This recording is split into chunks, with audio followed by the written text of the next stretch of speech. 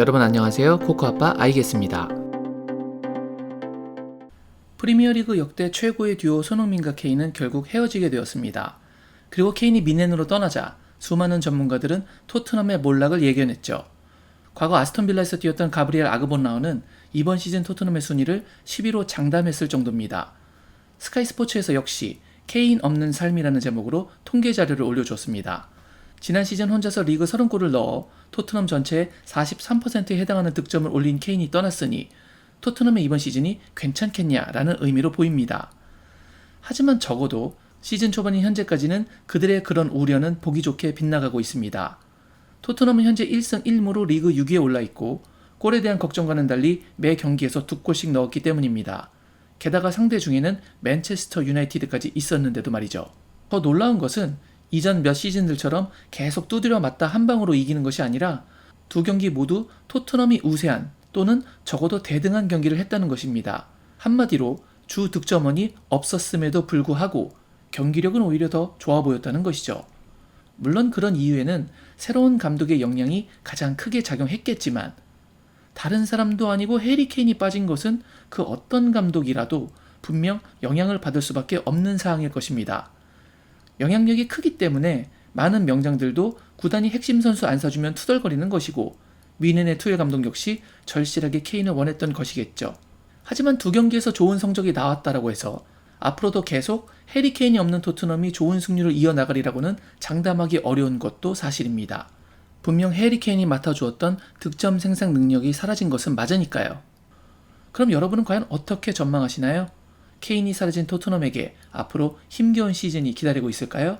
아니면 토트넘이 케인 없이도 화끈하고 재미있는 시즌을 보여주는 것이 가능한 것일까요? 프랑스의 철학자이자 작가였던 미셸 드 몽테뉴는 이런 말을 했죠. 과거를 알게 되면 미래를 알게 된다. 그의 말처럼 만약 해리 케인이 없는 토트넘의 미래에 대해서 알고 싶다면 과거의 토트넘으로부터 당시 해리 케인에 빠졌을 때 경기 결과들이 어땠는지를 살펴보는 것도 좋은 분석 방법일 수 있겠다는 생각이 들었습니다.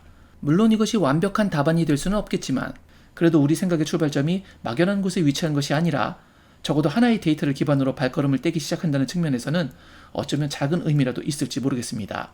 그럼 그 이야기 바로 시작하겠습니다. 토트넘의 주 득점원은 해리 케인만 있었던 것이 아닙니다.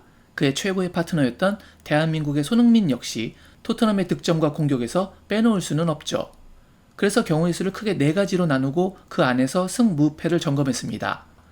손흥민과 케인이 모두 뛴 경기, 손흥민만 뛰고 케인은 결장했던 경기, 반대로 손흥민이 결장하고 케인만 뛰었던 경기, 마지막으로 손흥민과 케인, 두 선수 모두가 결장했던 경기, 이렇게 4가지 케이스로 말이죠. 이번 통계는 정확도를 높이기 위해 표본의 수를 가급적 늘렸습니다. 손흥민이 본격적인 활약을 시작했던 16-17 시즌을 시작으로 바로 지난 시즌이었던 22-23 시즌까지의 토트넘 모든 경기를 전수조사했습니다. 그러니까 단순히 프리미어리그 뿐만 아니라 챔피언스리그, 유로파리그, 컨퍼런스리그 같은 유럽 대항전과 카라바오컵, FA컵 같은 모든 공식 대회 전부를 말이죠. 이렇게 각 경우의 수에 대한 승률을 계산해 여러분께 알려드리려고 하는데 그러기 위해서는 사전에 반드시 짚고 넘어가야 할 사항이 있습니다. 대체 어느 정도 승률이 나와야 좋은 것인지 그 명확한 기준점은 알고 있어야겠죠? 만약 승률이 52%를 넘어간다. 그럼 저는 그 팀은 비교적 매우 좋은 경기력을 보여주고 있다라고 해석하고 있습니다. 그 이유는 이렇습니다. 22-23 시즌 4위였던 뉴캐슬의 승률은 50%였습니다. 21-22 시즌 4위였던 토트넘의 승률은 57.9%였습니다. 20-21 시즌 4위였던 첼시의 승률은 50%였습니다. 마지막으로 하나만 더 볼까요? 19-20 시즌 4위였던 첼시의 승률은 52.6%였습니다. 다음 시즌 챔피언스 리그에 참가할 수 있는 자격을 얻는 톱4, 즉 4위를 했던 팀들의 수년간 평균 승률이 보셨던 것처럼 약 52% 이상의 승률을 보여주고 있는 것입니다. 반대로 시즌 종료 시 18위로 결국 강등당한 팀들의 패배 평균 비율은 약 51.3%가 나왔습니다. 52%랑 비슷한 값이죠? 그러니 승리한 비율이나 패배한 비율이 기억하기 쉽게 52% 정도 하나로 정해놓으면 이 팀의 경기력이 현재 챔스 진출이냐 강등 나락이냐를 대략적으로 알 수 있는 기준선이 될 수 있겠습니다.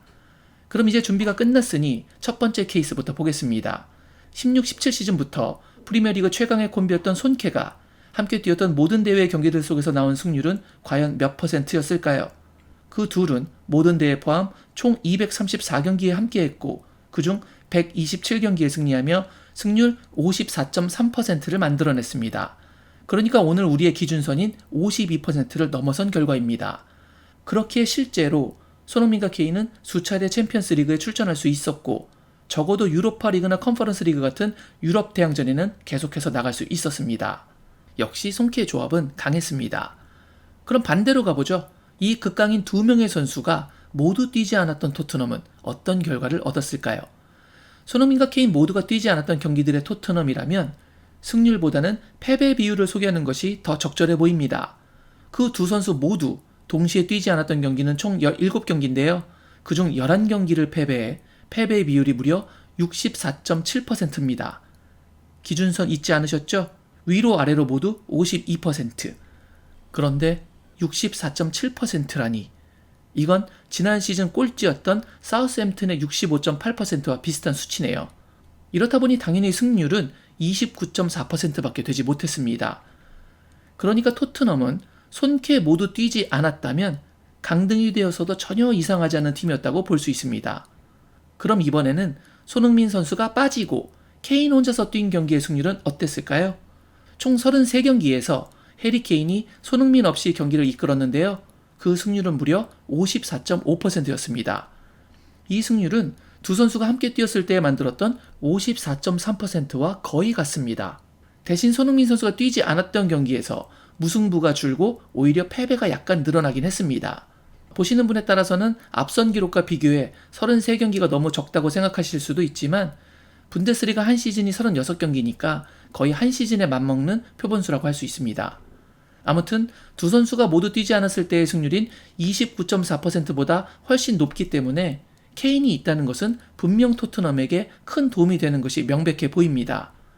그럼 이번에는 가장 중요한 경우를 알아보겠습니다. 오늘 영상 궁금증의 시작점인 손흥민은 뛰었는데 해리 케인이 빠졌을 때 이때 토트넘의 승률은 어땠을까? 입니다. 손흥민 선수만 출전하고 해리 케인이 결장했던 경기 수는 총 51경기였습니다. 그리고 그런 상황에서 토트넘이 만들어낸 승률은 무려 64.7%나 됩니다. 정말 놀라운 수치입니다. 이 값은 20-21 시즌의 2위였던 맨유의 55.3%, 21-22 시즌 3위 첼시의 55.3%를 훨씬 넘어서는 실로 엄청난 승률입니다. 거의 대부분 시즌에 대입해도 항상 톱2 아니면 톱3의 승률이죠. 지난 시즌 토트넘의 43%의 득점을 책임졌고 통산 213골로 역대 득점 2위에 올라있는 해리 케인이 없었음에도 말입니다. 프리미어리그 전체 시즌이 38경기고 지금 소개해드리는 통계의 표본은 51경기로 오히려 더 많기 때문에 의미가 없다고 보긴 쉽지 않습니다. 또 하나의 눈에 띄는 결과값이 보였습니다. 다른 모든 경우에서는 승률 다음으로 패배의 비율이 높거나 아니면 패배 비율 다음으로 승률이 높았습니다. 축구 경기 특성상 무승부가 가장 적게 나오기 때문에 어찌 보면 당연한 결과입니다. 하지만 케인 없이 손흥민 선수가 팀을 이끌었던 경기에서는 유일하게 무승부 비율이 승률 다음으로 높았습니다. 이기지 못하더라도 최소한 비기는 경기까지는 만들어 승점을 챙긴 경우가 가장 많았다는 것을 의미합니다. 이렇다 보니 당연히 패배한 비율은 전체 4가지 경우 중에서 가장 낮은 15.7%를 기록했습니다. 결국 승점을 따냈던 경기의 비율이 손흥민 있고 케인 없을 때가 84.3%로 손케 둘 다 있을 때의 70.5%, 손흥민 없고 케인 있을 때 69.6%, 둘 다 없을 때의 35.2%를 압도적으로 제치고 가장 높았습니다. 정리해보겠습니다. 토트넘에는 공격의 두 축인 손흥민과 케인이 존재했다. 그렇게 두 선수가 모두 빠지면 토트넘의 경기력은 강등권 수준이었다. 그러나 케인이라도 뛴다면 두 선수 모두 함께 뛴 경기력을 유지할 수 있었다. 하지만 너무나 신기하게도 반대로 케인 없는 팀에서 손흥민이 혼자 뛴 경기들은 승률이 비약적으로 상승했다. 그럼 이것들로 우리가 추론할 수 있는 것은 무엇인가? 이것은 한쪽으로 쏠려있던 주 득점원에 대한 의존도가 낮아지자 오히려 자연스럽게 다양한 공격 루트로 경기를 진행하게 되었고 그것이 팀 전체의 경기력 향상에 오히려 긍정적인 영향을 주었다고 생각해 볼 수 있다. 단 여기에는 한 가지 전제 조건이 따른다. 그 중심을 잡아줄 손흥민이 있었을 때 이런 결과가 나왔다는 것이다. 손흥민마저도 빠지는 순간 다양성이고 나발이고 승률은 29.4%로 추락한다. 새로운 공격 전개도 중요하지만 역시 결정을 지을 수 있는 팀의 중심은 적어도 한 명 필요하다. 그렇다면 케인도 그 중심이 되는 선수인데 왜 케인이 홀로 있을 때보다 손흥민이 홀로 있을 때 승률이 오히려 급격하게 상승했는가? 그것은 손흥민이 골 결정력과 더불어 역대 어시스트 개수와 키패스 창출 능력에서 비교되듯이 케인보다 동료들을 더 잘 활용하는 이타적인 선수이기 때문이라고 분석할 수 있다. 한 명에 대한 의존도를 낮추고 다양성을 살리려면 중심 선수가 이타적일 때 더 시너지가 창출된다. 하지만 손흥민이 없고 케인만 있으면 여전히 득점의 중심은 케인이다. 그러니 팀 전술도 기존과 크게 다르지 않을 것이고 골을 넣는 선수도 크게 달라지지 않을 것이다. 그래서 손께 두 명이 함께 뛴 승률과 비슷한 값이 도출되었다고 볼 수 있다. 이것은 케인이라는 선수가 나쁘다는 이야기가 아니다. 손흥민 부재 시 케인이 만들어낸 승률 54.5%도 분명 좋은 기록이기 때문이다. 단지 반대로 케인이 부재하고 손흥민이 경기에 나섰을 때 토트넘의 급상승한 승률이 다수의 예상과는 다르게 놀라울 정도의 결과를 보여주고 있다는 것이다. 현재 케인이 미넨으로 떠난 상황에서 많은 전문가들이 자세한 통계 분석 없이 그저 30골을 넣었던 선수가 빠졌으니 득점 못하겠네 라는 단순한 계산법으로 토트넘의 순위를 10위로 이야기하는 것과는 전혀 다른 결과들이 있었다 라고 생각해 볼 수 있을 것 같습니다. 확실히 오랫동안 토트넘의 경기를 보신 분들이라면 막연하게라도 체감하셨을 수도 있을 텐데요. 케인이 있었을 때 잘했던 토트넘이었던 것도 맞지만 그렇다고 케인이 빠졌다고 해서 무기력해지지는 않았습니다. 어쩌면 오히려 더욱 활기차고 역동적인 축구를 보여주는 경우도 적지 않았었죠.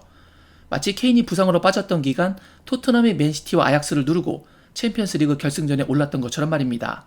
이 막연했던 느낌이 단순한 착각이 아니었음을 보여주는 기록이라고 생각합니다. 이러면 이번 시즌 케인이 없었음에도 시즌 초반 좋은 분위기를 이어나가고 있는 토트넘의 행보에 대한 분석에 있어 새로운 감독으로 인한 전술적 변화 말고도 케인 의존도에 대한 토트넘 경기력의 상관관계까지 추가해서 생각해 볼 수 있게 된 것입니다. 물론 이 비교가 완벽한 것은 아닙니다. 짧은 시간 내에 저 혼자 이 모든 자료를 조사해서 계산하는 것도 결코 만만치 않았기 때문에 이보다 더 많은 변수까지 첨가해 계산하지는 못했고 그 부분에 대해 여러분께 양해 말씀드리겠습니다. 하지만 저명한 통계학자였던 에드워즈 데밍이 말했었죠. 데이터가 없다면 당신은 그저 다른 의견을 가진 한 사람일 뿐이다. 그렇다면 우리는 최소한 적은 데이터라도 가지고 의견을 말하고 있으니 그저 한 사람 수준은 아닐 수 있겠네요. 케인이 떠나고 팀을 이끌고 있는 캡틴 손흥민, 그가 이끄는 토트넘의 이번 시즌이 부디 찬란하길 기원합니다. 당신은 할 수 있습니다. 왜냐면 과거에도 늘 그래 왔으니까요. 오늘 제가 준비한 영상은 여기까지였습니다. 오늘 영상이 마음에 드셨다면 구독, 좋아요, 알림 설정 부탁드리겠습니다. 저는 다른 더 좋은 영상으로 여러분께 인사드리겠습니다. 그때까지들 건강하시길 바랍니다. 역시 I guess.